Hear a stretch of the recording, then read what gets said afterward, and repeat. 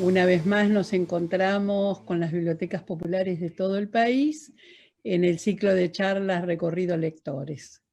La última de las estaciones de este recorrido en el mes del 150 aniversario de la CONAVIP. Como decíamos en la reunión anterior, nosotros queremos que en las bibliotecas haya esta capacidad que es la que busca un lector que todavía no lo es o que es incipiente. La recomendación, la orientación, la colaboración en la búsqueda. Y pensamos que qué mejor que hacer estos recorridos de la mano de escritoras y escritores que en distintos géneros y retomando distintas alternativas de la literatura, distintas expresiones literarias, nos acompañen a hacer una parte de este reaprendizaje con los títulos, las novedades, las recomendaciones, porque en este intercambio que hacemos cada miércoles, vemos que además de encontrarnos con nuestras escritoras y escritores favoritos, también hacemos un aprendizaje mutuo. Ya saben que estas charlas van a estar reunidas en formato video y que en una publicación próxima se suben al portal y van a tener disponible, ya tienen a María Teresa Andrueto, a Claudia Piñeiro, a Leo Yola y en poquito tiempo a nuestro invitado de hoy, Luciano Saracino, quien viene a hablarnos sobre historieta y a quien le vamos a dar en un momento la bienvenida. Y en este día especial, si de historietas hablamos, no podemos dejar de recordar con enorme afecto, con todo el afecto, la ternura, la bonomía que él supo sembrar en todos nosotros, pero especialmente en las bibliotecas populares. Quino no solamente es el padre de Mafalda y por lo tanto el padre de la conciencia de muchas argentinas y argentinos y de muchos otros ciudadanos y ciudadanas del mundo, a tantas lenguas fue traducida, en tantos humores fue reconvertida, no solo en el aspecto de ese enorme dibujante y ese enormísimo mensaje ético que supo transmitirnos. La movilización de la conciencia por el humor es una de las cosas más difíciles y él lo hacía como si fluyera, como si saliera con esa enorme humildad. En el año 2013 lo nombramos oficialmente amigo de las bibliotecas populares y ya él muchas veces había compartido con nosotros distintas cosas, como por ejemplo la vez que se vino a sentar a la feria, yo creo que fue en el 2010, que se sentó toda la tarde en la feria a firmar los libros que las bibliotecas compraron para llevarse. Y fueron tardes de conversación con todos, de predisposición amistosa para la fotografía conjunta, en fin, para todo eso. Yo creo que estaría muy bien si pudiéramos recordarlo hoy como con esa humildad con la que ese día recibió nuestro homenaje, nuestra distinción como amigo de las bibliotecas populares, sabiendo que como lo hizo Osvaldo Bayer antes y tantos otros amigos, Fontana Rosa, que fue el primero, ellos lo tomaron como un homenaje a ellos y era en realidad un enorme homenaje de esos grandes a las bibliotecas populares y a la CONAVIP. Mientras tanto, vamos avanzando en la presentación de nuestro invitado de hoy, Luciano Saracino. Él es escritor y es, bueno, como ven, un joven escritor que se define a sí mismo como un todoterreno, porque su obra va desde la novela, el cuento, la historieta, los libros para chicos, los guiones cinematográficos, los dibujos. Sus obras fueron publicadas en muchos otros países, además de Argentina, de América, de Europa. Y en esta labor de co-guionista, coautor, participante de la historieta con la palabra, hemos tenido oportunidad de verlo infinidad de veces. Eh, Ahora últimamente, bueno, no últimamente, pero digamos, con el personaje de Dago, publicado ininterrumpidamente desde hace mucho tiempo en italiano. Estaba tratando de recordar el tomate y... ¿Tomate y qué? Y Fede, las aventuras de Fede y Tomate. Las aventuras de Fede y Tomate, porque esas me tocaron como abuela lectora, como, Qué lindo. y son, digamos, de una ternura así muy impresionante. Yo admiro profundamente el mundo de la historieta, este, porque no sé por qué para algunos les parece que es un género menor, y es un género tan difícil, esa capacidad de sintetizar, de interpelar con el humor, con el repentismo, con la grajea, para lo cual se requiere una inteligencia fenomenal y una capacidad artística enorme. Así que admiro la historieta por el arte mayor que es, y por lo que la Escuela de las Artes Gráficas ha hecho no solo para la Argentina, sino para el mundo. Nuestros grandes dibujantes, nuestros grandes historietistas han hecho una escuela que no existe, y que, bueno, como tantas otras cosas que pasan en la Argentina, nosotros tal vez no hemos valorizado lo suficiente, ¿no? Cuando en oportunidad que discutíamos y promovíamos el Instituto de Artes Gráficas para el Ministerio de Cultura como ley, en conversaciones con Altuna, que nos apoyaba desde España y nos colaboraba para lograr la unidad que permitiera lo que finalmente fue un resultado positivo, él decía que sí, que efectivamente era una pena enorme que en la Argentina no pudiéramos valorar tantísimo como se merece, a pesar de que muchos somos fanáticos de la historieta, por el valor artístico que significa. Y yo decía que en la experiencia de las bibliotecas populares, la historieta tiene un valor muchísimo más grande, y es que es muchas veces, la mayoría de las veces, el primer lenguaje, la primera escritura a la que se acercan aquellos que no han tenido oportunidad de otras escrituras, tengan la edad que tengan. Y eso me parece que es algo enormemente valioso. Así que, bueno, yo me quedo en silencio y lo voy a dejar a Luciano Saracino que nos lleve a recorrer este mundo fascinante de su mano y su palabra. Cuando cuando vaya promediando van a empezar a llegar preguntas, y cuando vos terminás yo vuelvo, te acompaño ahora desde aquí, y vuelvo y te transmito esas inquietudes. Perfecto, María del Carmen, un gustazo gigantesco. Bueno, acá estamos. Eh, sí, soy Luciano Saracino, soy escritor de historietas. Me presento, un gusto verlos a todos y a todas. Hoy desde casa. La verdad que extraño muchísimo esos recorridos por las bibliotecas populares de todo el país. Son muchos años de caminarlas, de ir, de visitarlas, de estar, de traerme historias. Voy a hablar después un ratito sobre justamente las bibliotecas populares y mi experiencia y mis historias con cada una de esas bibliotecas, porque la verdad que no es lo mismo la carrera de un escritor o el camino de un escritor con o sin esas bibliotecas y esa posibilidad que tuve, que tengo de ir y de caminar esos caminos. Me llamaron, me convocaron la queridísima gente de Conavip, feliz cumpleaños, Conavip, con un beso gigantesco. 150 años no se cumplen todos los meses, así que en este mes de festejo vamos a festejar y vamos a hablar de amor. Me parece que lo más lindo que tiene la literatura, o que tenemos los que amamos la literatura, es transmitir ese amor, ver de qué manera podemos transmitirlo, ver de qué manera podemos traer gente a este hermosísimo planeta de lectores, de amantes de la lectura.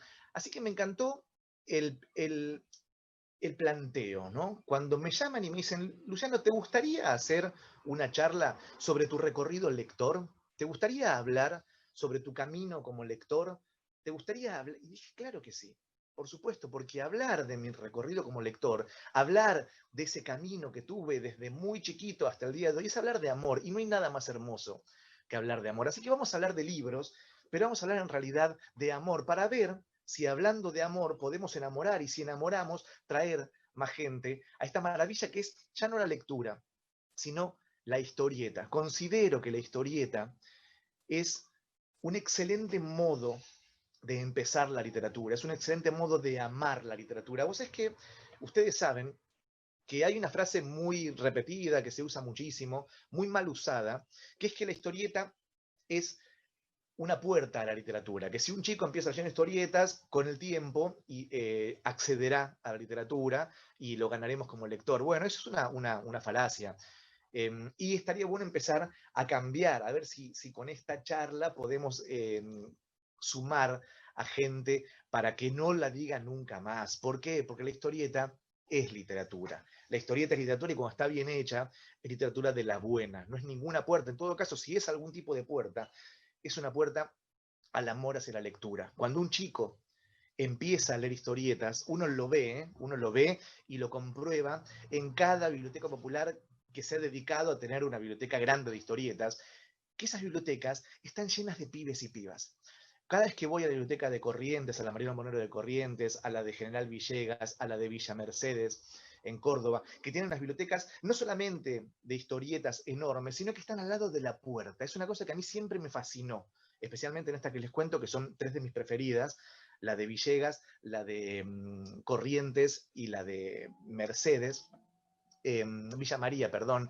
La biblioteca de historietas está al lado de la puerta, y ahí siempre hay pibes de secundario, siempre hay mochilas. Siempre hay chicos y chicas que se juntan a hablar, a contarse sus cosas. Están las mochilas en el piso y ellos están revisando historietas, van las minas, las comentan. Traer pibes en edad adolescente a las bibliotecas es haber ganado, es empezar ganando el partido. Esos pibes después seguirán leyendo historietas y añadirán a ese amor un montón de otros amores. Con lo cual, un chico que es besado por una historieta, un chico que es inoculado con el veneno de la historieta, nunca más va a abandonar el amor por la lectura. Es como la bicicleta, ¿vieron? Empezás y no salís. Bueno, vamos a hablar del recorrido lector de un nene, que fui yo, y qué pasó con ese camino que lo fue llevando a diferentes lugares y vericuetos. Antes de empezar, sí, quería por supuesto mencionar al grandísimo Quino, al grandísimo Quino. Hoy durante toda la jornada, todo el mundo obviamente lo recordó, lo volvió a dibujar, compartió sus chistes, contó alguna experiencia que había tenido con él. Quino, el enorme Quino, que se nos fue hoy sin irse, ¿no es cierto?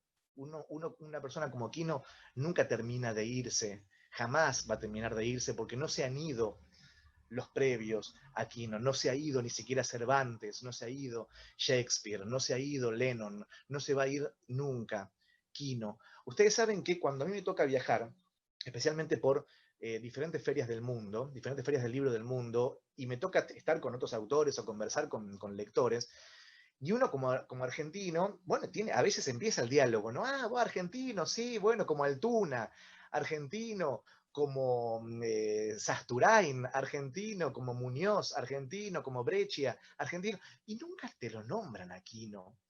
¿Sabes por qué nunca te lo nombran Aquino? Porque no saben muy bien que Quino es argentino. Hay dos personajes que a mí me encanta cuando en alguna charla, en algún bar, salen esos nombres. Digo, sí, pero guarda que Quino es argentino, ¿eh? Son Quino y el Che Guevara. La gente no tiene muy en claro que uno y otro son plenamente argentinos. Con Quino pasa algo especial.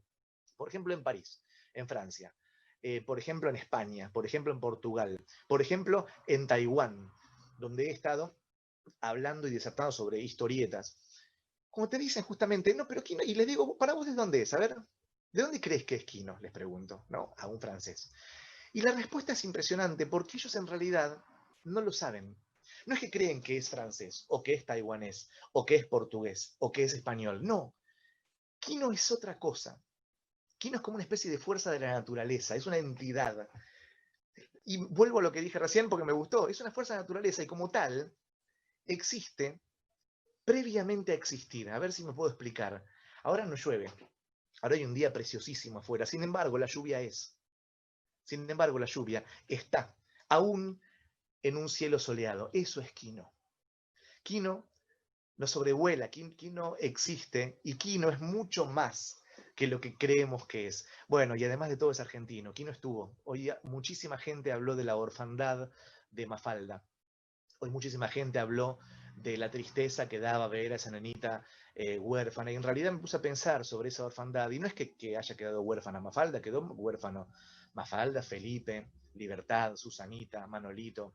Felipe, que me encanta como personaje, siempre de chico yo me imaginaba, yo era un Felipe, ese lector de historietas, ávido, que odiaba ir a la escuela, enamorado perdidamente de la más linda del barrio, a la que nunca jamás en su vida se iba a animar ni siquiera a hablarle. Ese era yo, ese niño era yo, con esa timidez y con ese amor por las historietas y con esas ganas de que la escuela se desapareciese de una vez por todas. A veces pienso si ese deseo finalmente no se cumplió este año, en donde ningún chico, o mejor dicho, todos los chicos cumplieron ese sueño de Felipe.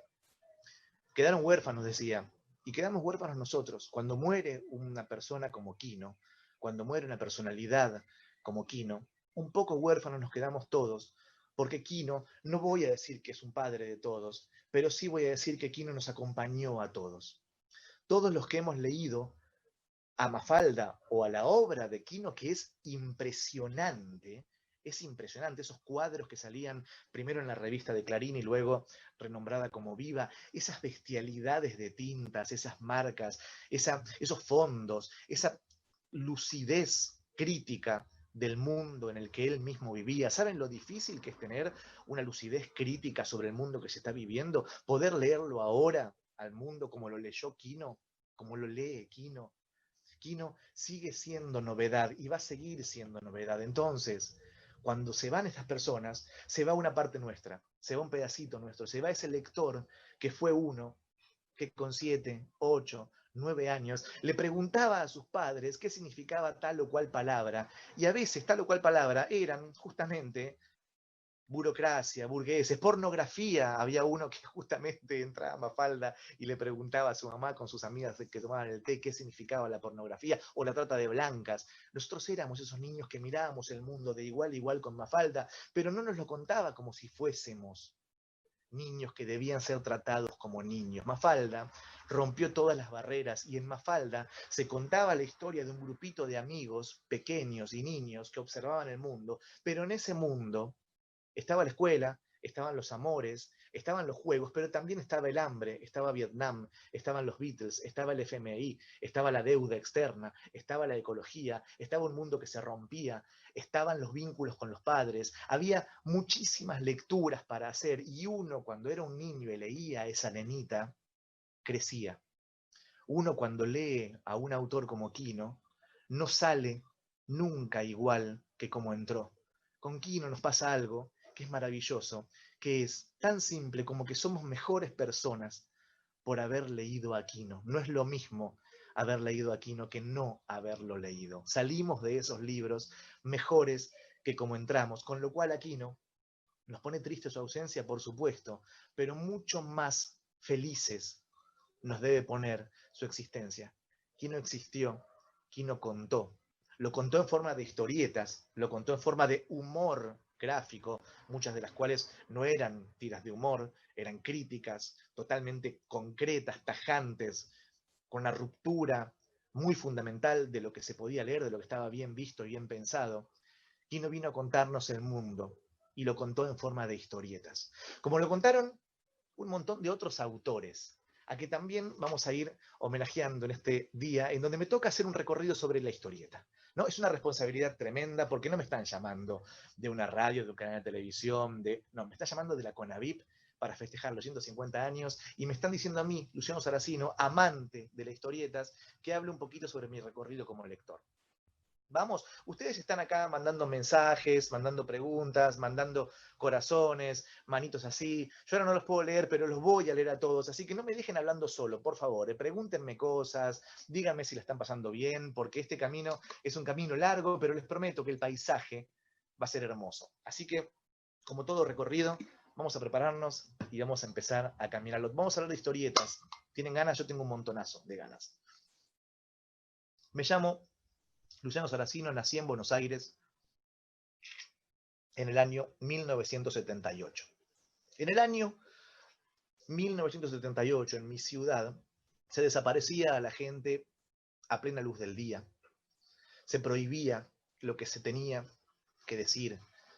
Se mencionaban los temas que podían tocarse en la televisión, en el cine, en las canciones.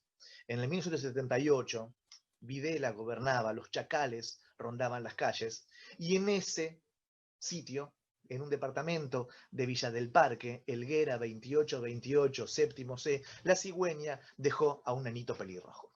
Bien, este nenito pelirrojo, luego descubriríamos, que tenía ciertas curiosidades.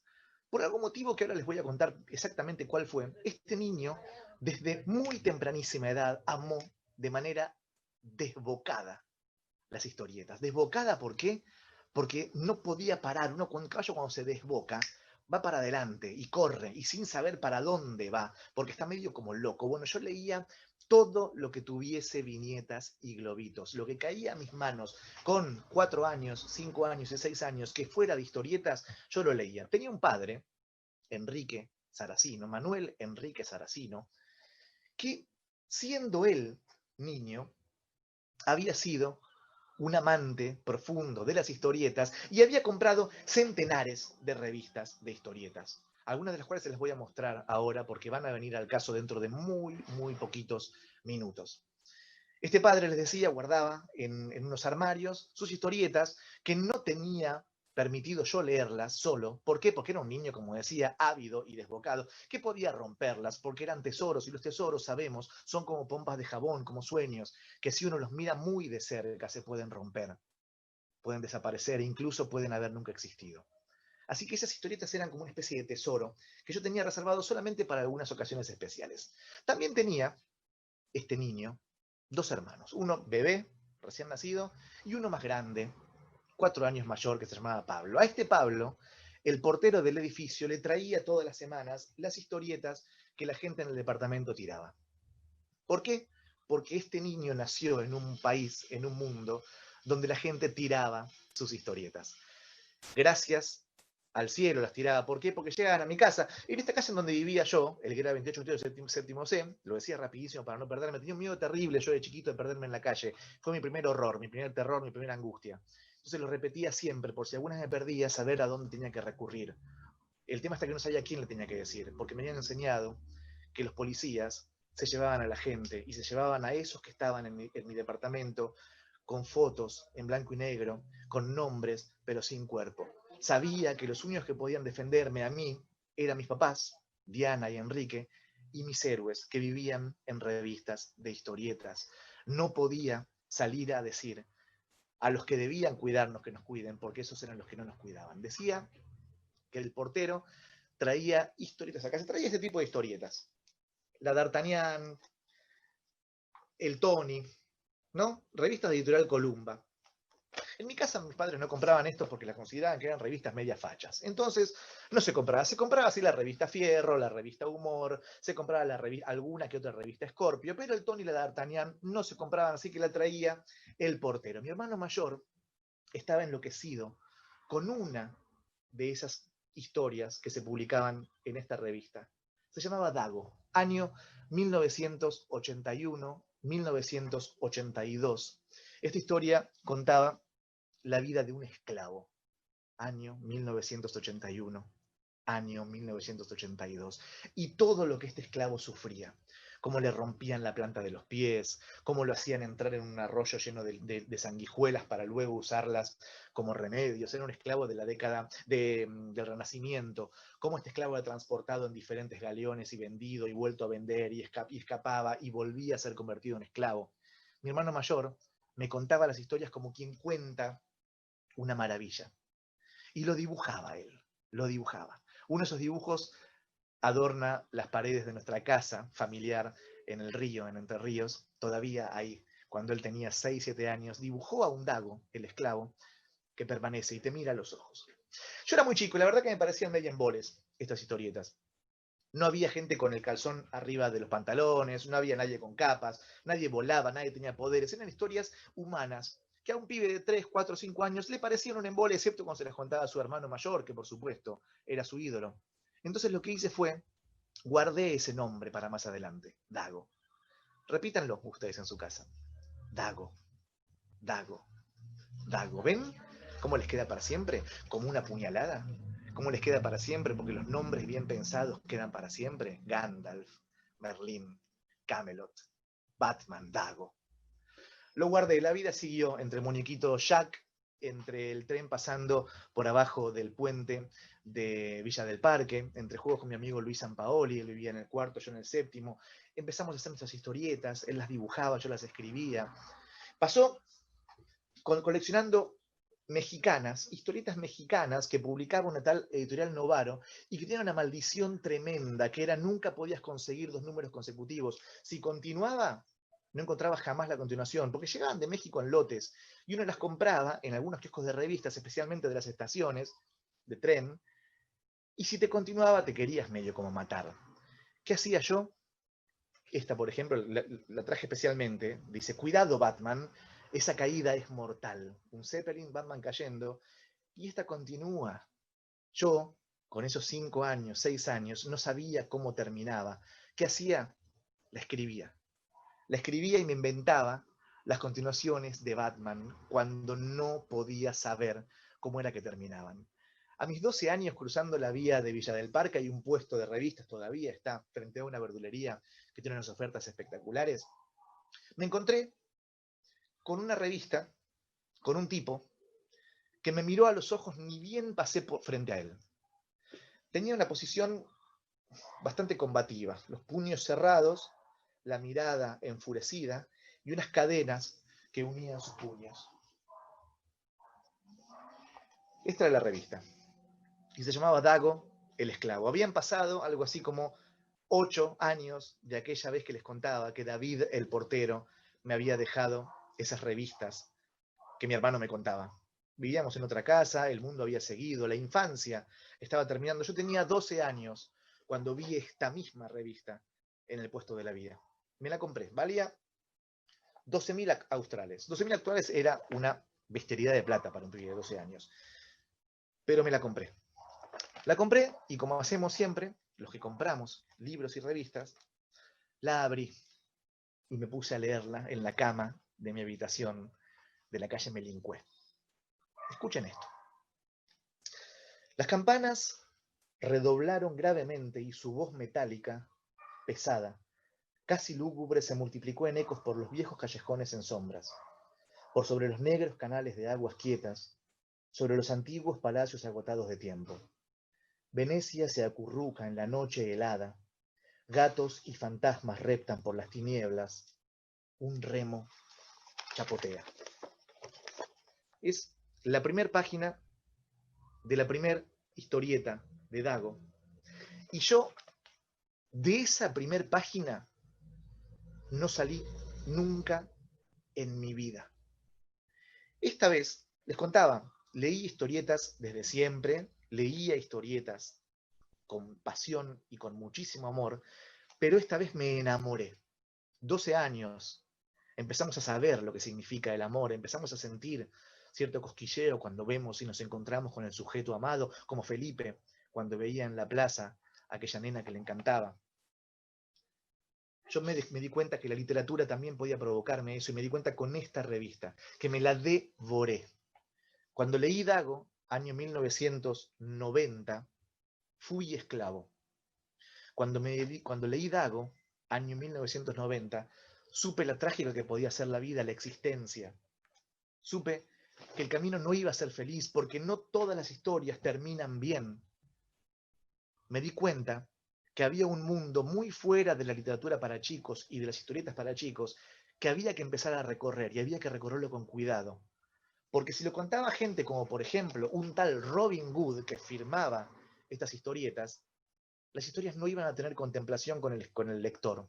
Iban a pegarte en la cara o iban a besarte profundamente, y uno con 12 años no estaba listo para que lo golpeen en la cara y lo besen apasionadamente. Yo me dejé golpear, me dejé besar y me conquistó. Este libro termina de una manera tremenda, ¿no? Es la historia de un esclavo, les contaba, que logra escapar y finalmente vuelven a atraparlo y vuelve a ser esclavo. La última frase que tiene el libro es tremendo. porque es una página completa en donde Dago se vuelve loco y dice: para esto tanto sacrificio, muerte y traición, para volver al punto de partida. Jaja, esclavos otra vez, esclavos nuevamente, esclavos, esclavos. La dictadura militar seguía desapareciendo gente, iba a intentar una guerra loca, desquiciada, que iba a matar a centenares de pibitos argentinos, y un tal Robin Hood escribía la historia de un esclavo que después de sufrir lo indecible volvía a ser esclavo, porque del destino no se escapa. 12 años y el libro terminaba como había empezado. Yo no estaba listo para eso. Lo abrí y me di cuenta que tenía en algún lugarcito un teléfono. Un teléfono que, de hecho, puedo llegar a buscarlo y encontrarlo nuevamente. Avenida Perón, 5491, y el teléfono es 45 11 45, ¿no? Números cortitos eran en ese momento. Llamé por teléfono para preguntar cuándo salía el siguiente número de Dago. Me atendió una mujer. Esa fue la primera vez que una mujer me rompió el corazón. Porque lo que me dijo fue: no lo tenemos en plan, posiblemente no salga nunca. Dago, ese hombre que había pasado las 1001 y ahora volvía a ser esclavo, quizás no volvería a ser publicado por la gente de Editorial Columba. ¿Qué hice? Fui a todas las revistas que me había dado David, el portero, y empecé a buscarlas, Dago, para ver cuáles eran las que seguían a esa última que había sido recopilada en este libro. Más o menos empecé a encontrar un camino, un seguimiento. Pero como también era incompleto, me empecé a inventar historias de Dago. Me empecé a inventar historias donde él lograba finalmente encontrar a aquellas personas que lo habían traicionado, pero cuando estaba a punto de matarlas, se le escapaban. No me animaba a contar las historias relevantes, porque eso las contaba Robin Hood, y seguía escribiendo Robin Hood, mientras yo tenía 12, 13, 14, 15, porque la vida siguió, y Dago siguió, como siguen las cosas que no tienen mucho sentido. En algún momento de mi vida me volví escritor. Eso no hace falta que lo expliquemos mucho, porque son cosas que suceden. Un día publiqué un libro, otro día publiqué otro libro, otro día publiqué otro, un día me invitaron a dar una charla como escritor, y un día me preguntaron a qué me dedicaba y respondí sin ponerme colorado que yo en realidad trabajaba de escribir historias, por lo tanto era escritor. Otro día dejé el trabajo que tenía, y otro día me di cuenta que hacía añares y añares que solamente me dedicaba a escribir, y que con eso pagaba las cuentas, y que con eso criaba a mi hija, y etcétera. La cuestión es que una vez en la Feria del Libro de Buenos Aires, deciden homenajear a Robin Hood, este autor que no solamente había escrito Dago, había escrito un montonazo de historias, Nippur de la Gash, Gilgamesh el Inmortal, Sabarese, Pepe Sánchez, Mi novia y yo. Seguro que ustedes algunos lo van reconociendo, los que tienen más de 40. Los que le decimos a Batman Bruno Díaz y no Bruce Wayne, ¿no? Los que básicamente estamos en edad de riesgo. Eso divide mucho las aguas. ¿Quiénes le dicen Bruno Díaz y quiénes le dicen Bruce Wayne? En estas revistas, Batman se llamaba Bruno Díaz. En la serie de televisión de Adam West, Batman se llamaba Bruno Díaz. La cuestión es que me preguntan de la Feria del Libro si tenía ganas de entrevistarlo a Robin Hood, si quería ser yo el que modere el homenaje a Robin Hood. ¿Se acuerdan del pibe ese? Que con 3 años escuchaba a su hermano cuando le leía a Dago, que con 12 años se enamoró por completo de la literatura y nunca más salió. Bueno, ahí tenía 20 y pico, era un escritor, había seguido leyendo a Dago, pero me había armado una biblioteca de todo, porque justamente había amado para siempre la literatura, y me encontré con el autor. El autor, que era un personaje increíble, un dandy, un vividor, un aventurero, recorrió todo el mundo, vivía las aventuras que contaba, una persona que cuando te hablaba te seducía, una persona que sabía llevarte, una persona que tenías ganas de escucharlo durante días y días y días. Bueno, me tocó hacer una especie de chaperón de Robin Hood esos días. Él vivía en Europa, en castillos europeos, luego en Paraguay, él es paraguayo, en Asunción. Él estaba como intentando regresar un poquito a sus tierras, y en ese regreso en Buenos Aires lo homenajearon. Bueno, esos homenajes fueron increíbles, porque me tocó almorzar con él, cenar con él, irme a tomar traguitos, acompañarlo a la radio. En la radio pasó algo que fue increíble, que no me lo voy a olvidar nunca más. Estaban entrevistándolo en estos programas importantes de Radio Argentina, Y en un momento llama por teléfono un oyente, una mujer. Y se habla así, ¿qué tal? Quisiera contarle yo a Robin Hood hoy una historia, dice esta mujer. Y la mujer le cuenta que un día Robin Hood le salvó la vida. Un día, cuando los chacales que hablaba antes entraron en la casa para llevársela, revisaron todas las cosas que esta mujer tenía y encontraron abajo del colchón, porque a ella le daba vergüenza, encontraron revistas de Robin Hood. Encontraron las Tony, encontraron D'Artagnan, estos chacales, estos asesinos que venían a llevársela.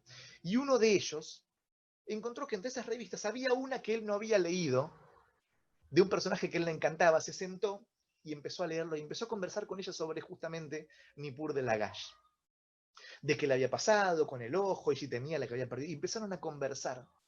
Y mientras conversaron, la tensión de chacal y víctima empezó a diluirse y empezaron a hablar de un personaje de historietas. Y luego de hablar, este chacal dijo, bueno, nos hemos confundido de casa. Hasta luego. Y se fue.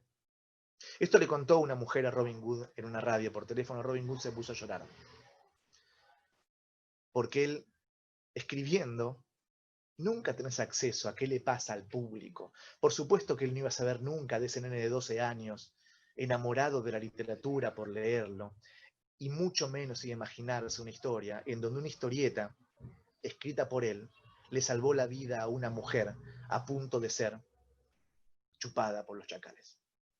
Ese tipo de cosas me pasaron esas semanas, esos días largos que pasé con Robin Hood. Y me tocó entrevistarlo, les decía. En un momento, por supuesto, yo le llevé este libro, que él me lo firmó para Luciano, con afecto, de Robin Hood. Para mí es el tesoro más grande que tengo en mi vida. Y en esas charlas, en un momento le pregunté, él con tantos personajes infinitos creados y tantas miles y miles de páginas, que él no sabe cuántas páginas son, pero por supuesto que son miles y miles, hablamos de centenares de miles de páginas. Porque así escriben los historietistas, especialmente los populares, especialmente los que escriben para el pueblo. Le pregunté qué personaje escrito por otro le hubiese gustado haber inventado a él. Y me respondió el Corto Maltés. Me respondió que a él le hubiese encantado haber sido el creador del corto, el fantástico marinero creado por el italiano Hugo Pratt. Y en ese juego que teníamos, pues ya estábamos en confianza y ya no sabíamos correr, él me pregunta a mí, ¿y de los míos, cuál te hubiese gustado haber escrito? Y yo le respondí que Dago, por supuesto. Y expliqué rápidamente lo que estoy explicando un poquito más pormenorizadamente acá. Le expliqué por qué. La cuestión es que la vida fue siguiendo, como siguen las cosas, que ahora sí empiezan a tener sentido. Y hace muy poquito, año 2020, en la terraza de mi casa, acá arriba, tomando mate con mi pareja, me llama por teléfono un número desconocido, que yo generalmente no atiendo, y esa vez atendí. Quizás porque tenía tiempo, quizás porque andás a ver qué conjunción de planetas se dieron. Atendí y era un editor, Alejandro Scuti, diciéndome si me gustaría ser el guionista nuevo de Dago. Si me gustaría escribir las historias de Dago para Italia. Empecé a caminar en círculos en la terraza y empecé a preguntar varias veces por teléfono, ¿escribir Dago? Intentando que esas dos palabras se volviesen algo que sea coherente. ¿Escribir Dago? ¿Escribir Dago? ¿Escribir Dago? Y me dice, sí, ¿tenés ganas? Y respondí que sí, sin saber muy bien si lo iba a poder hacer o no. La cuestión es que dije que sí y bajé a mi estudio, saqué este y todos los demás libros de Dago que tenía y empecé a leerlo. Y cuando empecé a leerlo me di cuenta que no iba a poder. ¿Por qué? Porque Dago lo escribe un tal Robin Hood y lo escribe demasiado bien un tal Robin Hood y yo no iba a poder meterme en ese territorio. Bueno, ¿qué hice? Siguiente a eso, prendí la computadora y me puse a escribir una palabra y luego la otra. Y empecé a hacer lo mismo que le hacía a mi hermano más chico cuando le contaba las historias de Dago, pero ahora de verdad. Ahora Dago existía, ahora Dago tenía voz, y ahora Dago yo era el que lo hacía vivir, y el que le hacía caminar, y el que lo hacía amar. Hace muy pocas semanas, atravesamos la cuarentena, atravesamos esos primeros meses tremendos, llenos de angustia, llenos de no saber bien qué iba a pasar, encerrados en casa, muy metidos, con la calle totalmente vacía, y yo lo que hacía era revisar mapas medievales, a ver a dónde iba a llevar a Dago ahora, con una lupa, a ver a dónde iba a caminar y qué le iba a pasar. Fue mi manera de recorrer y de viajar. Fue mi manera de volver a visitar lugares que no conocía. Hace muy pocas semanas, una semana o dos, salió el primer libro de Dago, escrito por mí.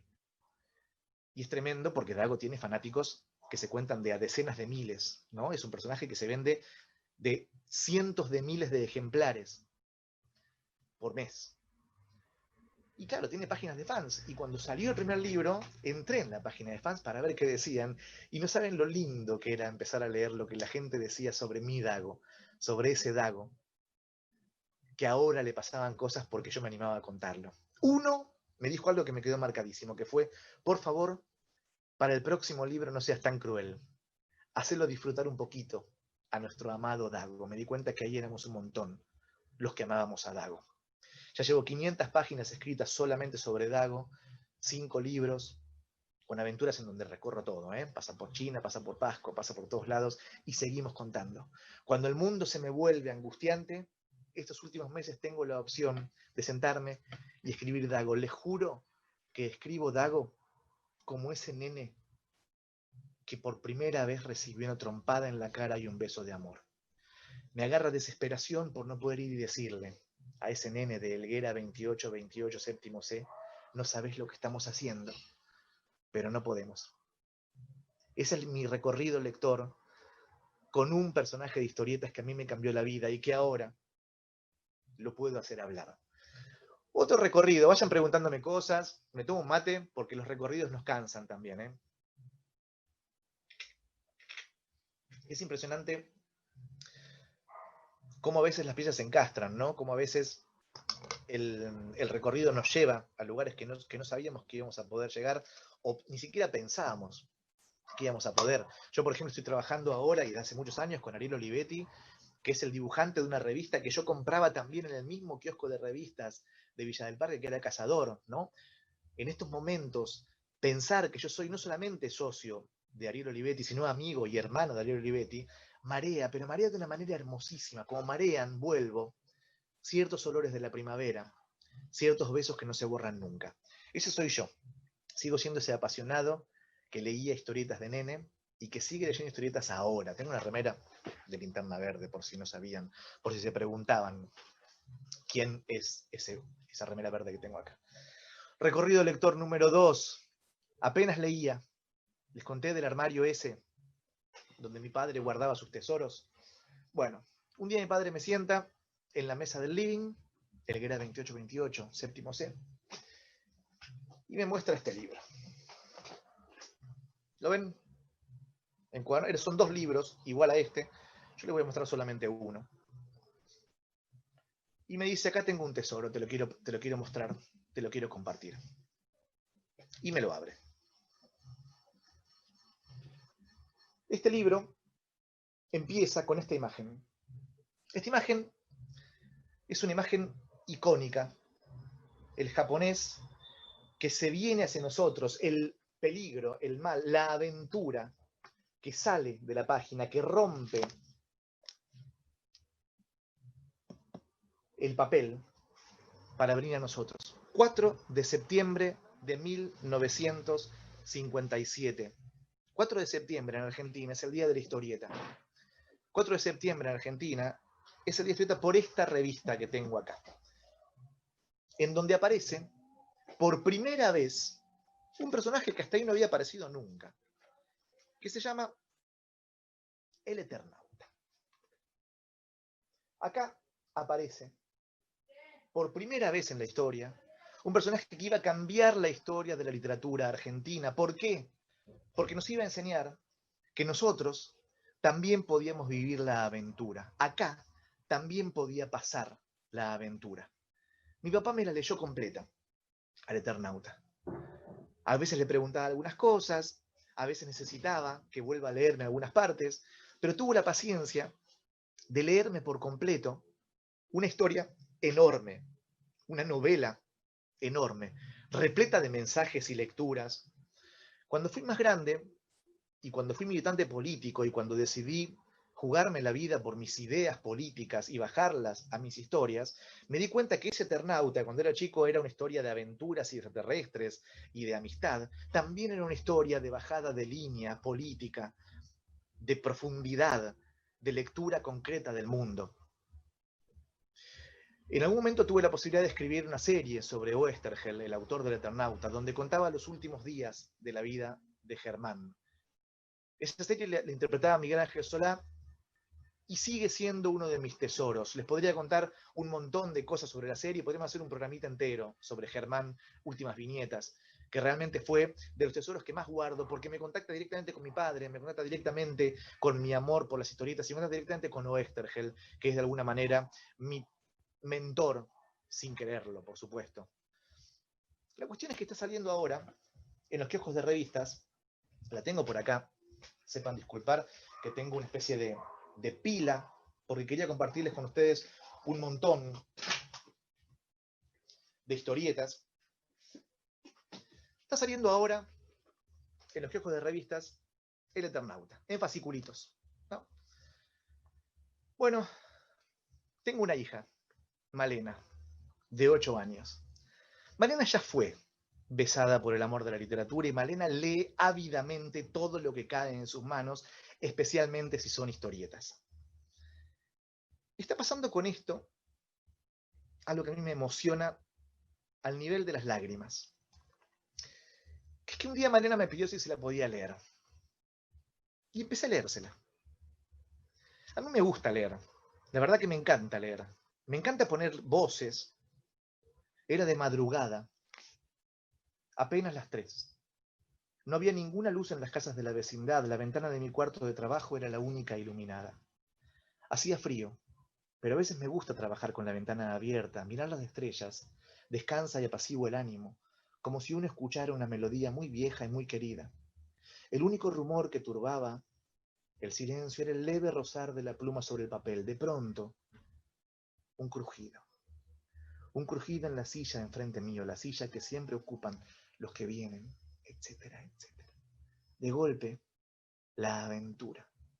De golpe, el Eternauta. Y mi hija, que empezó a leer esto, empezó a escuchar esto sin saber muy bien qué era, en estos momentos está absolutamente metida dentro de una historia que le lee su papá. El otro día, les cuento un secreto, una intimidad, mi papá vino a mi casa embarbijado, posiblemente a traerme alguna torta hecha por mi madre o algo así, y Malena, mi hija, le contó a su abuelo, ¿sabes qué, abuelo? Estamos leyendo el Eternauta. Y mi papá le dijo, pero ¿no sabes lo que era cuando yo era chico? Que salían 3 páginas por semana y había que esperar el siguiente número. Mi papá iba a interceptar el camión de distribuidores de cómics, de revistas, para que ninguno en su pueblo le compre su Eternauta antes. Él interceptaba el camión de revistas, porque él amaba esas revistas y no iba a permitir que nadie se las robe. Como soy escritor de historietas, una vez logré que Solano López le firme a mi padre. Dice, 50 años después, Solano López, 12 de diciembre del 07, y mi padre, al lado de Solano López, volvió a ser ese nene de 12 años que leía El Eternauta en su pueblito de Entre Ríos. Mi viejo le contó a mi hija lo que él amaba esa historieta y cómo le fascinaba tener que esperar para volver a seguir leyéndola semana tras semana. Desde ese momento, mi hija, cuando se la leo, me dice, papito, léemela como a Quique, léemela de apartes, no me la leas mucho. Quiero saber lo que sentía el abuelo. Mi hija, y perdonen que me emocione, está leyendo una historia que es muy diferente a la historia que leí yo de niño y la historia que leí yo de militante. Está leyendo una historia, Malena, de 8 años, o papá, le está leyendo una historia, donde afuera en la calle pasa algo que mata. Donde afuera en la calle pasa algo que es peligroso. Y que para enfrentarte a ese algo, hay que ponerse algo para que ese algo no te toque. El miedo en esa historieta está afuera.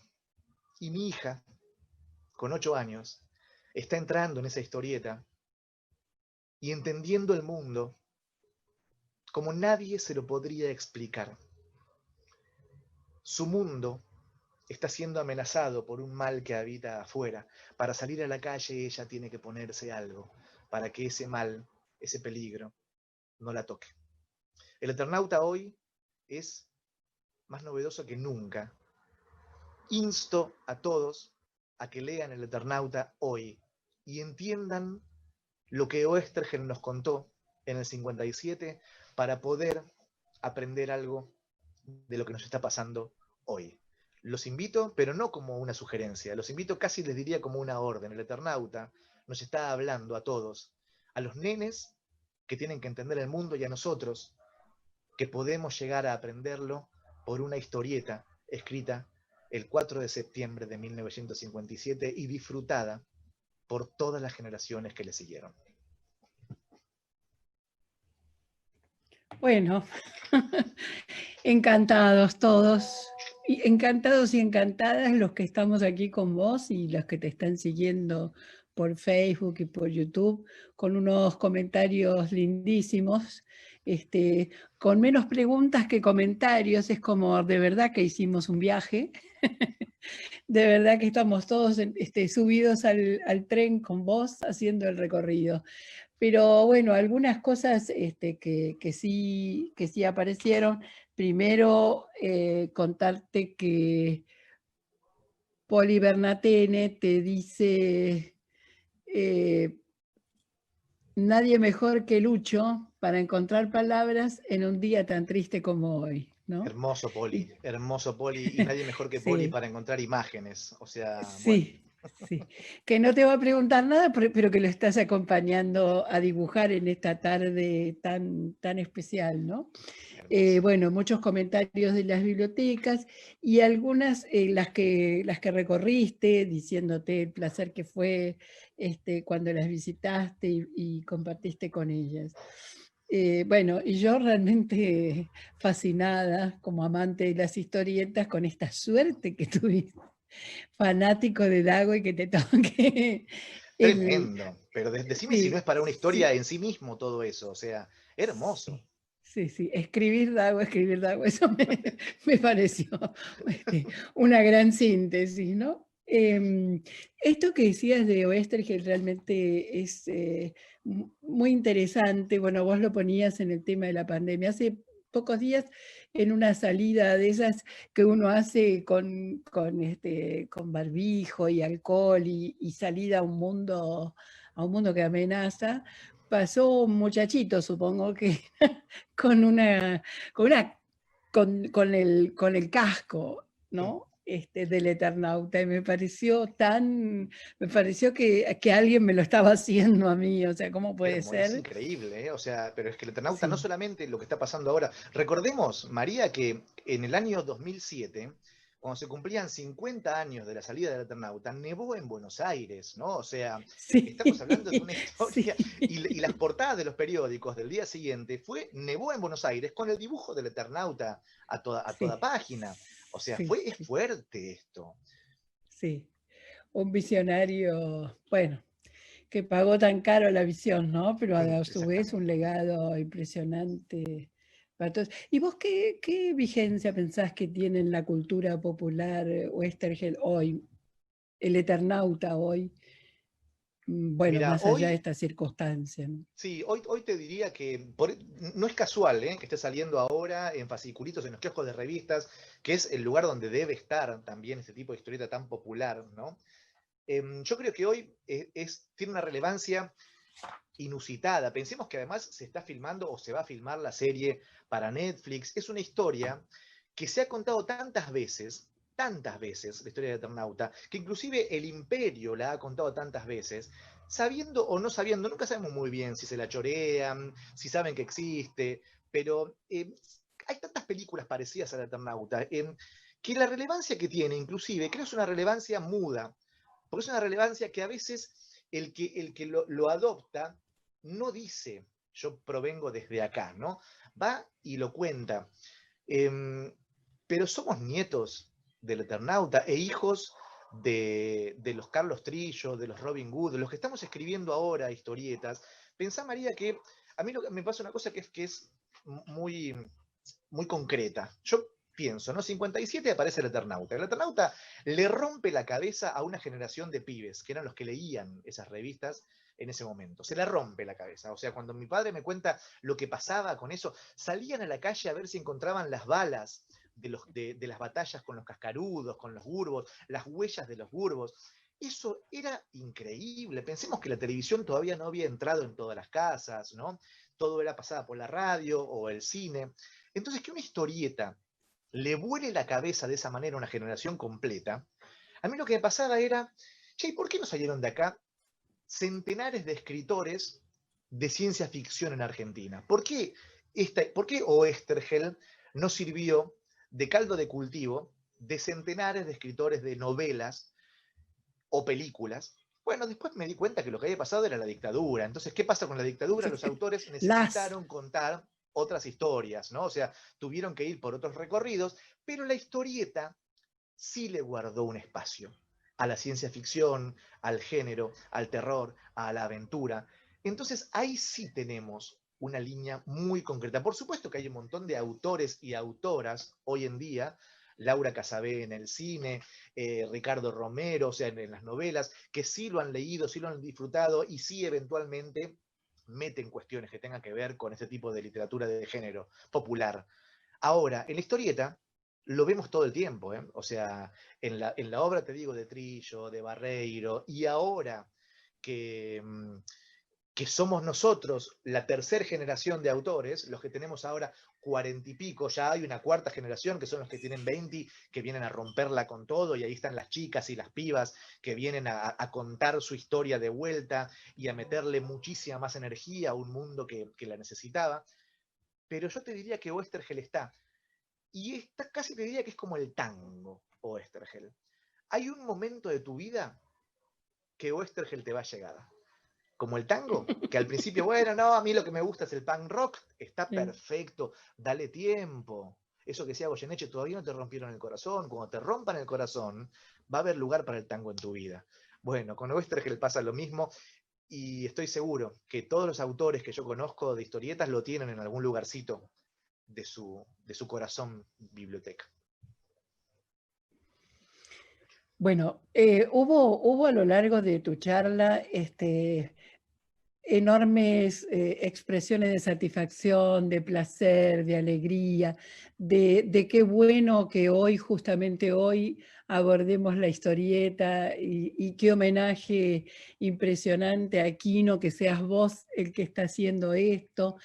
Otros dicen, qué contador, qué manera de atraparnos. Y hay uno que llegó hace, o que yo vi recién hace poquito, y dice Graciela Díez, estoy llorando de emoción y placer. Qué Me lindo, parece Graciela. Bueno, que es está lindo bueno, llorar de emoción y placer. Es que lindo. ese es el mundo de la historieta también, ¿no? Que ese es el mundo que estás contando, o sea, emoción y placer. Y de eso te preguntaría, ¿qué libro a vos te parece, digamos, por lo menos de la literatura argentina, que vos transformarías en una historieta? ¿Qué te parece que merecería? Mira, lo tuvimos hace poquito al maestro, al hermoso de Leo Oyola, aquí en estos recorridos de lector.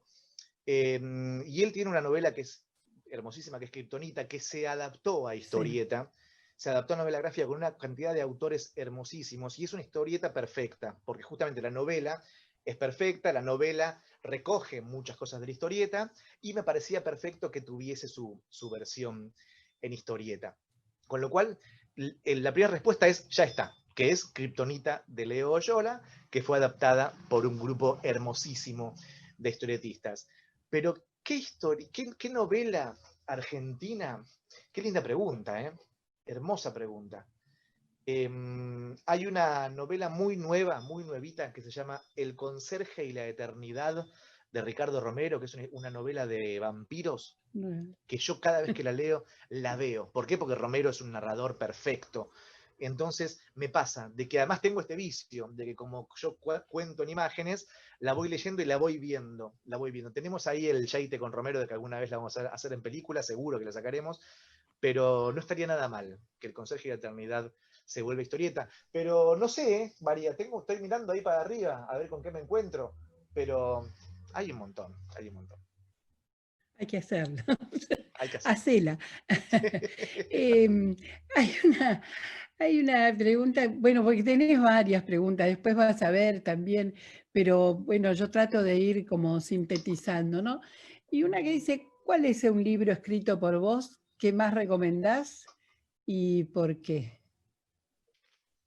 Y también me pregunto, bueno, vos contestá esa primero y después vamos. Pregunta difícil. De hecho, me pasaba que cuando yo tenía un montón acá, una pila gigante de libros para ir recomendando, que de hecho después la puedo mandar y que Conavip la distribuya a las bibliotecas, Sí, de sí. diferentes obras importantes de historieta local e internacional.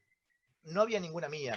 O sea, estaban las que mi hija me dijo que sí o sí mencione, como por ejemplo el Batu de Tute, que es fundamental. A la hora de comprar en las grandes compras de bibliotecas, a veces pasa que los bibliotecarios vamos a lo seguro, porque sabemos que a los chicos les gusta, ¿no? El gatito este, y etcétera.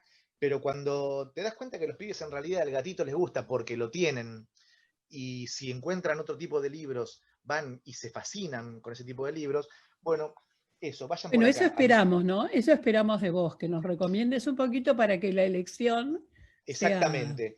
Yo les voy a dejar una recomendación de los libros que a mí me parecen que está buenísimo que estén en las bibliotecas, porque vuelvo a decir, biblioteca con historietas es biblioteca que atrae a los pibes. Pero me pasa como experiencia, de cada vez que voy a un pueblo y entro a la biblioteca y en esa biblioteca le dieron bola a la historieta, está lleno de nenes, o sea, lo usan como club y están ahí. Vuelvo a la imagen de las mochilas en el suelo. Me parece hermosísimo que se junten ahí, como se juntan las mujeres en las bibliotecas, a tejer, a hablar, como se juntan también y se forman espacios de intimidad en donde se cuentan inclusive las violencias, los abusos. La biblioteca en los pueblos no es solamente un lugar donde se guardan libros, es un lugar donde se protege a las personas, es un lugar donde la gente se siente cómoda. Lo he vivido tantas veces, tantas veces. Ahora después quisiera cerrar con una especie de muy breve mención a mis queridísimas bibliotecas populares, porque de verdad las adoro. Lo que me han dado no tiene nombre. Libros míos, es muy difícil la pregunta, me da mucha vergüenza hablar sobre libros Dale, míos. dale, dale, Hay un dale, libro te que la pedimos. yo adoro, está publicado por Edubim, que es una editorial de la Universidad de Villa María, que está dibujado por Carlos Gómez. Carlos Gómez es el dibujante de Dago más famoso. Yo trabajé con él, miren, en la portada estoy yo siendo golpeado, miren el palazo que me pega. Me dibujó de profesor universitario durante la noche de los bastones largos, y yo siempre le digo, ¿cómo lo disfrutaste, Carlos? Porque acá se nota que le... Bueno, este libro, que es verdaderamente una obra de arte de Carlos Gómez, pasa un poquito por todos los momentos de la historia argentina reciente, la búsqueda de los desaparecidos, la antropología forense, fíjense la belleza de las ilustraciones, la dictadura, los bastones largos. Me parece que es un libro interesante para leer, especialmente en colegio secundario. Lo quiero mucho, por muchísimos motivos. El diseño que tiene, de hecho, ¿recordás la portada que te mostré de Laura Cero, la portada naranja? Bueno, el diseño que tiene es un diseño que homenajea a la Hora Cero número 1. Sí, así que es de época. exactamente, es muy lindo. muy de época. Y lo que es lindo es, si en aquel momento 57 el mal estaba viniendo, ¿no? Ese japonés que corría con la bayoneta, hoy en día lo tenemos acá. El mal ya nos golpeó, es la mano, ¿no? De la fuerza policial, de la dictadura, de la represión, golpeándonos, ya nos rompió la cara, ya nos rompió la cara. Me parece que es como un buen juego entre aquello que se venía y esto que sucedió después. Así que Historias Cortas es un libro que yo quiero muchísimo. Voy a buscar acá rápidamente, mira, me levanto y vuelvo, porque lo tengo acá cerquita. Dale, mientras tanto yo le digo a la gente que nos está viendo que sí, que efectivamente, gatito no compren más, como dice una biblioteca, gatito no compren más porque tiene poco texto, no mucha creatividad y además gatito chorea muchas cosas ajenas, así que no compren más gatitos porque tenemos cosas muy lindas y este es uno de los objetivos de esta charla. Además ya lo conocen, que veamos gatito, todo lo que hay. tal cual, abramos la puerta a otras cosas. Les muestro, miren, les hablaba del dibujante de Cazador, Ariel Olivetti. Yo tuve la suerte de escribir con Ariel Olivetti un montonazo de libros hermosos. Este es uno de ellos, que se llama Itch, se consigue en Argentina. Es una historieta de superhéroes, de aventuras, pero en la época de la conquista. El héroe es un indio ¿Qué americano que se ilustraciones vi? enfrenta a los españoles. Su poder es que se vuelve animales y se enfrenta justamente al imperio. Itch se llama este, se los recomiendo, me encanta. Herbert West es una adaptación que hicimos con el dibujante chileno Rodrigo López, que adapta una novela de Lovecraft, una novela en entregas que escribió Lovecraft, terror, a los pibes les encanta, se llama Herbert West, Carne Fresca. Después se los voy a pasar a escribir. Está muy bueno eso. Ometepe es mi libro preferido. Ometepe es un libro que se publicó primero en España, luego en Francia y ahora en Argentina. Es una historia de la isla de Ometepe en Nicaragua, que es una isla que son dos volcanes. La tradición oral de Nicaragua dice que son los pechos de una diosa que al morir cayó de espalda y le quedaron fuera del agua. Es una isla que justamente son los dos pechos de una diosa repleta de historias, la isla, imagínate, ¿no?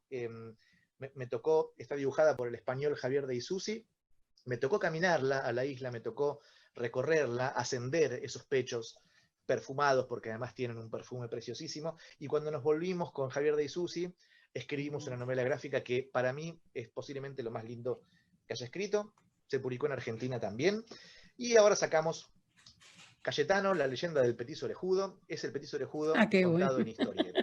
Está Qué buenísimo, dibujado bueno. por Nico Brondo, es una historia también de terror, pero terror verdadera, Cayetano. Después tengo muchos más para chicos y etcétera, pero después les cuento, porque no me gusta hablar de mí, me gusta hablar de otros. Sí, dice, hay un comentario que no voy a decir de quién es, dice, el gatito lo choreaba al maestro Quino. Muchísimo, Y el muchísimo. maestro Quino con mucha humildad en algún momento de los encuentros en la feria y de conversación, que yo le decía, pero escúchame, qué mal eso, y decía, bueno, hay almas pobres y hay almas ricas, ¿no? O sea, hay posibilidad de crear y bueno, hay lo Exactamente. otro. Creo que eso, bueno, parece que tendríamos que ir cerrando, no sé qué me están diciendo acá, que si tengo que cerrar o que no. Yo de todos modos, antes de hacer caso a que si sí cerremos o no, me gustaría hacerte una pregunta que varias veces asoma con esto de las historietas y demás, ¿no? Si la historieta, el cómic y la novela gráfica son cosas distintas, que tiene que ver con esto que decías hace rato, que esta cosa de que si la historieta, la novela gráfica es puerta de entrada a la literatura, yo digo siempre que es la primera vez, en todo caso, Sí, es decir, es la primera vez de la literatura, ¿no? Pero sí. bueno, parece que el cómic no, bueno, decinos vos, que sos el que Mira, sabes. la historieta, María, siempre fue menospreciada, ¿no es cierto? ¿Por qué? Porque era esto que estaba hecho para el pueblo, ¿no? Era esto que leía el populacho. Fíjate que si la clase alta bailaba justamente en los bailes, la clase baja baila en las bailantas. Si la clase alta concurre a la ópera, la clase baja le queda la opereta. Y si la clase alta es dueña de la historia, la clase baja será dueña de la historieta. El nombre historieta ya es un nombre que la menosprecia desde su concepto, ¿no? Es una historieta. Fíjense, inclusive el nombre cómic, cuando se habla de cómic norteamericano, la escrita nace en Norteamérica, nace desde los periódicos norteamericanos, los periódicos enormes, los primeros mass media, ¿no? Los de Hearst y Pulitzer, que los publican para atraer a lectores. Lectores que no eran leídos. ¿Por qué? Porque bajaban de los barcos y eran polacos, eran judíos, eran árabes, que todavía no hablaban bien el inglés y tenían que comprar diarios. ¿Por qué? Porque la industria del pay-per-view, que es pagar para ver, uno escuchaba gratis las noticias en la radio, pero pagaba para verlas en el periódico, pay-per-view. Estos polacos, digo, ¿no? Alemanes, holandeses, árabes, que bajaban de los barcos, compraban los diarios porque se les hacía fácil leer esas caricaturas que traían los diarios. De ahí proviene el concepto de cómic. ¿Por qué? Porque eran cómicas, porque salían tiras cómicas que aparecían en los diarios. Después quedó como nombre genérico. Se nombra cómic a todo aquello que esté realizado de esa forma, con viñetas, con globitos y etcétera. ¿Qué pasa, María? El tema está que en algún momento estos cómics, que sí eran cómicos, que sí eran para los chicos, que sí era liviano, que sí era para el populacho, para el pueblo, empezaron a complejizarse. Y un día, un buen día, apareció este libro, que se llama Maus. Maus, como si fuese ratón, pero escrito así, Maus, de un tal Art Spiegelman. Es una historia de gatitos y ratoncitos, ¿no? Pensemos que esto se publicó en los 70, la historieta claramente era Mickey, era Superman, o sea, uno sabía dónde ubicarla. Cuando aparece esto, se armó un quilombo tremendo desde el lugar de los bibliotecarios y de los empleados de las librerías, que es, ¿dónde lo pongo esto? ¿No? Porque es una historieta, es de gatitos y de ratones, pero habla del holocausto, ¿no? Me está contando el holocausto perpetrado por los nazis.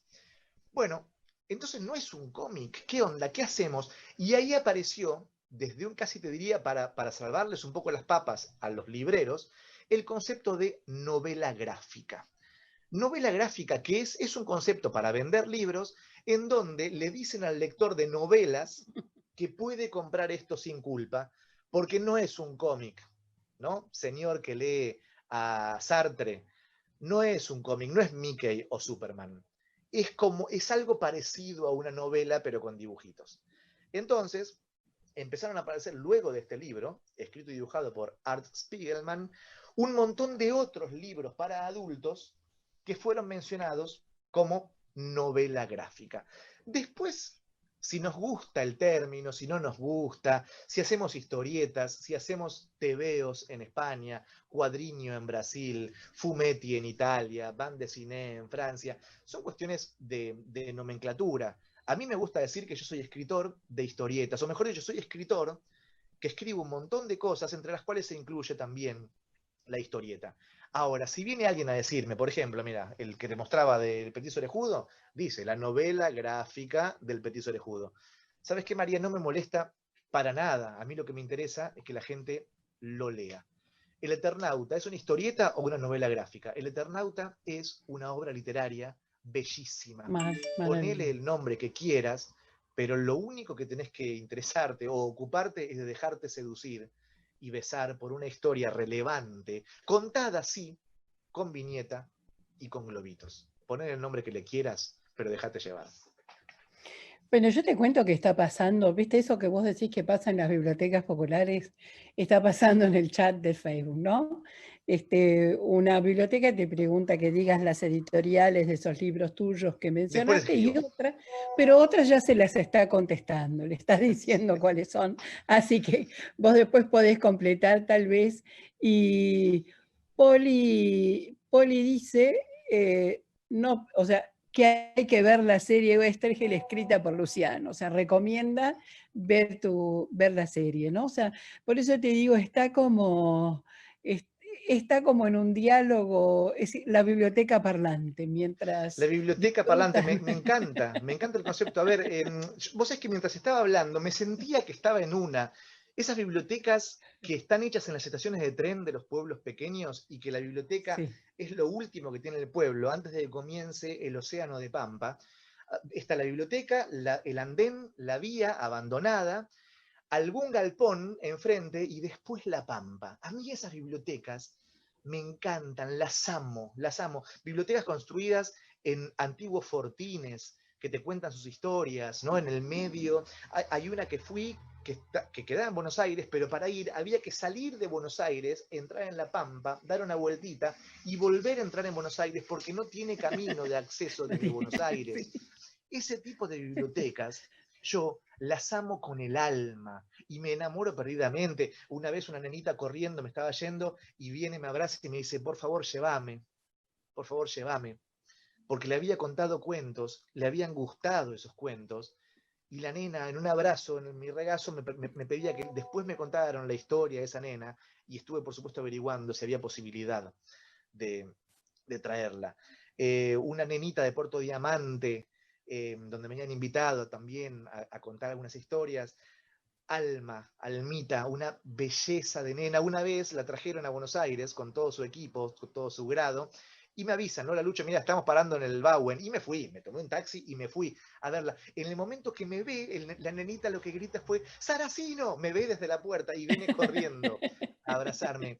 La biblioteca que está construida sobre un antiguo hotel en un pueblito, yo los nombres no los recuerdo, pero recuerdo cada una, y esa biblioteca tiene un fantasma, y me llevaron a ver en qué partes de la biblioteca se aparece, porque es alguien que se había matado en una habitación, y me contaban la historia. Vuelvo a decir, la hermosísima biblioteca de Corrientes, centenaria, con ese abalconamiento de madera que subís y cruje, y cada crujido te cuenta una historia. Esos son los lugares en donde yo me enamoro, esos son los lugares donde yo entro y huelo, respiro. Esos lugares que son bibliotecas, pero también son el alma de los pueblos, también son el alma de este país tan dividido, vapuleado, roto, conflictivo, contradictorio. Este país que tiene todo eso también tiene a CONAVIP. Este país que tiene todo lo que sabemos que tiene, también tiene bibliotecas donde la gente respira, vive, se enamora y cuenta las cosas que no se atreve a contar afuera. Eso me parece bellísimo, que siga siendo un fogón, que siga siendo un lugar de comunión en donde las mujeres puedan contar si son golpeadas, en donde los niños puedan contar si son abusados y donde además se disfrute de la lectura, de una buena historia y de una buena compañía. Eso para mí es una biblioteca. Decía Quino, qué lindo que sería un mundo, se lo hace decir a Felipe, qué lindo que sería un mundo donde las bibliotecas sean más importantes que los bancos. Qué lindo que sería un mundo donde las bibliotecas fueran más importantes que los bancos. Yo no sé si pasaríamos directo a hacerle el homenaje a Quino con tus palabras, pero la verdad es que me da no sé qué dejar a esta gente de Villa del Parque sin que le contestes esta que es totalmente parroquial, y después sí, nos vamos a Quino y al homenaje que las bibliotecas populares le han hecho y quieren volver a hacer. Y te dice, el castillo de Villa del Parque, ¿entró en alguna historia que hayas escrito? Esa, Sí, por supuesto. El castillo de Villa tan que parroquial. es una entidad, el castillo de Campana y la Vía. Yo de chico Y Campana y la Vía. estaba abandonado, entrábamos con mis amigos durante los veranos interminables, íbamos en bici, dejábamos las bicis en la vereda y nos metíamos. Sí, por supuesto que aparece en mis historias. Villa del Parque aparece muchísimo. La bruja de mi barrio, una novelita publicada por Una Luna, lo tiene al castillo y tiene las calles de Villa del Parque. Estoy mirando mi biblioteca para ver si recuerdo. Historias entre tumbas, que lo publicó Reader Child, historias de fantasmas y de aparecidos para chicos, lo tiene el castillo. Sí, es inevitable. Ese castillo me marcó y de hecho ese castillo también soy. Así que sí, aparece en mis historias. Bueno, Luciano, la verdad que este recorrido ha sido un disfrute para todos los que estuvimos aquí. Bueno, quedás comprometido con mandarnos las listitas y las editoriales y todo lo que faltó. Te preguntan si Dago está editado en español. Dago lo está editando ahora, el Dago de Robin Hood, el Dago real, por la editorial Original. Comic, el Dago, el Dago El lo está Dago editando. 1. Exactamente, Comic.ar, unos libros preciosísimos, unas ediciones hermosas, con el dibujante que les contaba, Carlos Gómez, con el que tuve la suerte de trabajar yo. Sí. Comic.ar publica Dago. Y los míos, aguantemos un poquito, porque van a salir, pero recién salieron en Italia. Yo calculo que el año que viene o el siguiente, 2021-2022, cuando ya haya varios publicados, los vamos a traer acá a Argentina, eso seguro. Bueno, y volvemos a decirle a las bibliotecas, ¿no?, que esta lectura es una lectura que invita, que atrapa, y que es primera vez de la literatura, y que, como decías vos con tus relatos, ¿no?, te queda para siempre. Para siempre. En ese proceso del Instituto de Artes Gráficas, yo tocaba Fito y le decía D'Artagnan, D'Artagnan, o sea, era como, ¿no? O sea, y él me miraba como, ¿qué te pasa? Pero uno tiene esa cosa, ¿no? Es el héroe de la infancia, de la adolescencia, o sea, bueno, yo peleé por leer D'Artagnan porque era para varones. en esa época pasaba. Pasaba mucho, y a mí me pasaba al revés, con la Intervalo, que era para nenas, y a mí me encantaba. Entonces medio tenía que leerla a escondidas, porque eran todas historias de amor, y había una que era Mi novia y yo, que era buenísima. Entonces yo me la compraba por Mi novia y yo, y le decía a mis amigos varones, no, pero la compro solamente para por mi esta que es de hermana. risa. Claro, y me las leía completa y lloraba, lagrimeaba, ¿no? Eran todas como telenovelas, novelones. Bueno, muchísimas gracias por todo esto. Y bueno, nos despedimos de vos y haciendo este humilde recordatorio a este grande que nos acompañó también y que nos ha hecho gozar tanto en general y en el recorrido de las bibliotecas populares también. Un abrazo para vos y un beso aquí, no allá donde esté. Gracias.